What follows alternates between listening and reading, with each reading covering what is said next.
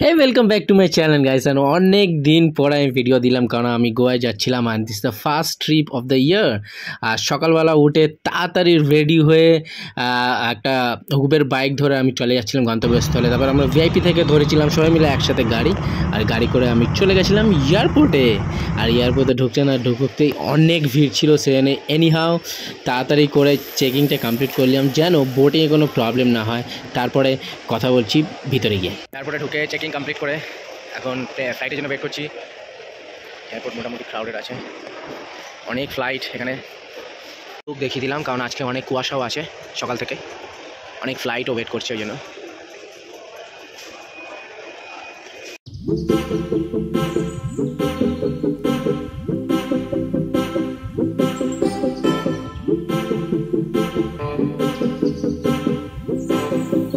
গোয়া যাওয়ার ফ্লাইট অনেক এক্সপেন্সিভ হয়, কিন্তু আমরা যেহেতু 6 মাস আগে কেটে নিয়েছিলাম একটু কম দামে পেয়েছি, কিন্তু এখন প্রাইস খুব হাই। আর ওয়েদার অনুসারে এখন গোয়ার ওয়েদার একটু গরম আছে, সামারের মতো। গুগলে দেখলাম ওটা 30 ডিগ্রি সেলসিয়াসের মতো। দেখা যাক, যাচ্ছি আমরা।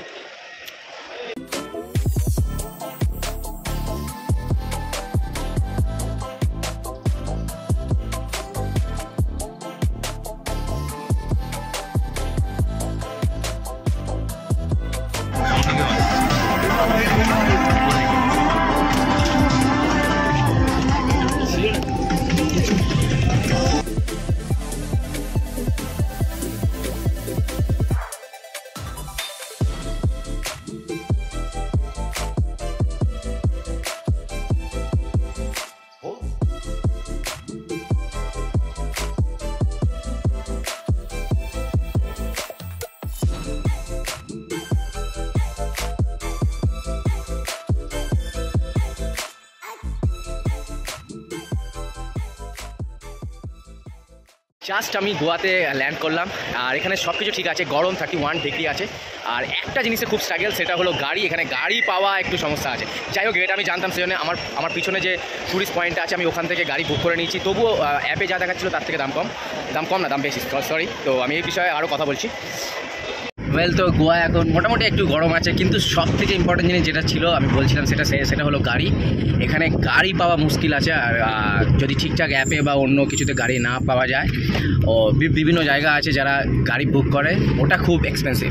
সেটা যখন আমরা এখানে আসবো যেন সেটাকে একটু দেখতে পারি। ফাইনালি আমরা অনেকক্ষণ ধরে ওয়েট করার পর গাড়ি পেয়েছি, আর এখন আমরা আমাদের হোটেলের উদ্দেশ্যে যাচ্ছি। কিন্তু ওভারঅল ঠিক আছে, 31 ডিগ্রি, তবুও খুব একটা বেশি গরম নেই। ঠিক আছে, লেটস গো।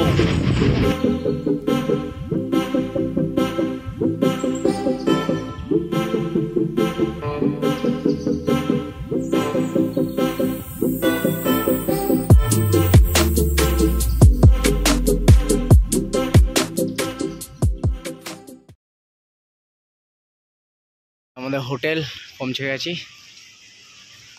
হোটেলটা ভালোই আছে।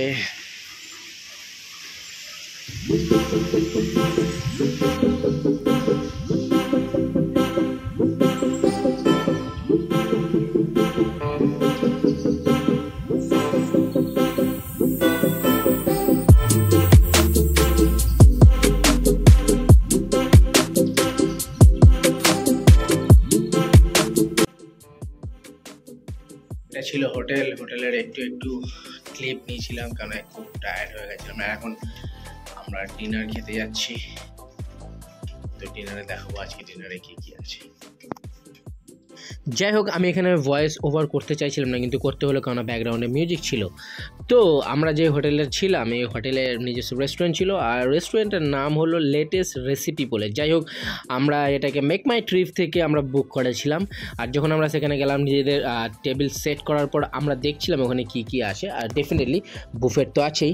আর যখন আমরা বুফেটে চেক করতে গেলাম একের পর এক, সেখানে ভালো খাবার ছিল, ডেফিনেটলি ভালো খাবার ছিল।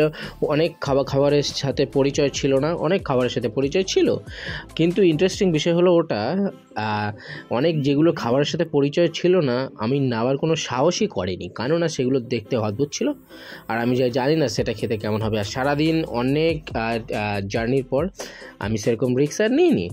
তো যাই হোক, আমি আমার খাবার শুরু করছিলাম, তার আগে একবার চেক করে নিচ্ছিলাম যে কী কী খাবার আছে, কী বৃত্তান্ত, সব কিছু। তো স্যালাড থেকে শুরু করে মিষ্টি থেকে শুরু করে ভালো ভালো বিভিন্ন ফ্রুট স্যালাডও ছিল, যেগুলো আমি এর আগে কখনো দেখিনি।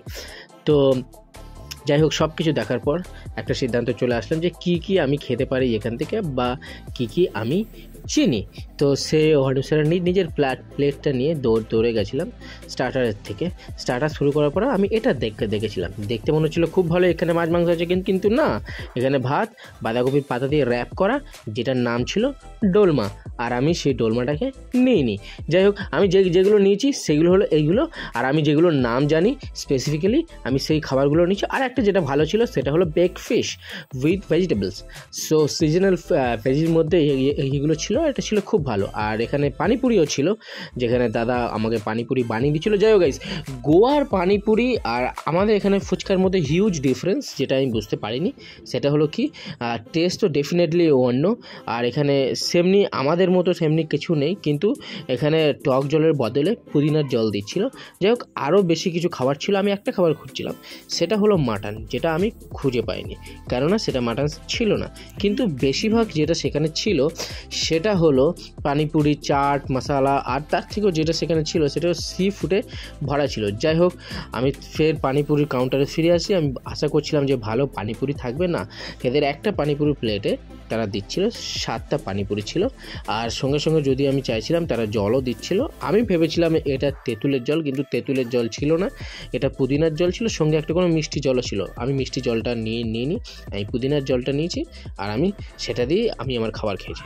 আর তারপরে খাওয়া দাওয়ার শেষে পালা হলো মিষ্টি।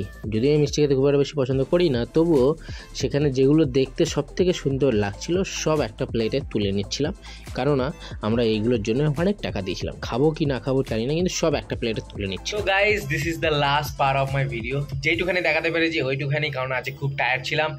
আর সব থেকে ইম্পর্টেন্ট জিনিস হলো যে কি, আস্তে আস্তে অনেক জায়গায় আমি ভেবেছিলাম যে গোয়া পুরো ল্যান্ড থাকবে, কিন্তু না, অনেক জায়গায় উঁচু নিচু ছিল, পাহাড়ের মতো একটু ফিলিংস পেয়েছি।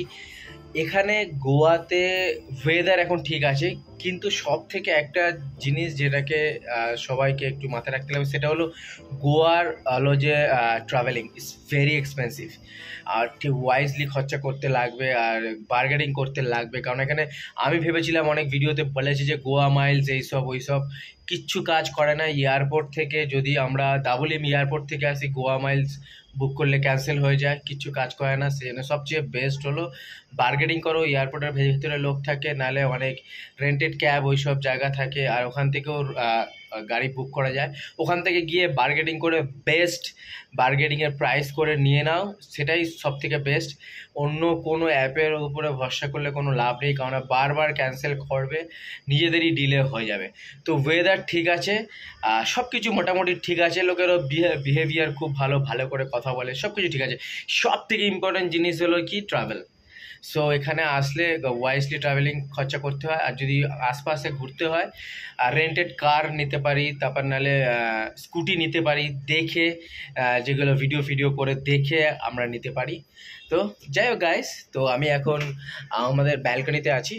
তো this is the last part of my video. দেখা হচ্ছে কালকে আমরা আঞ্জুনা বিচ যাবো, আর্জুনা ক্যাফে যাব, তারপর আসভিম বিচ যাব, অনেক জায়গায় যাব কালকে। তো দেখা হচ্ছে কালকে with a new and exciting one.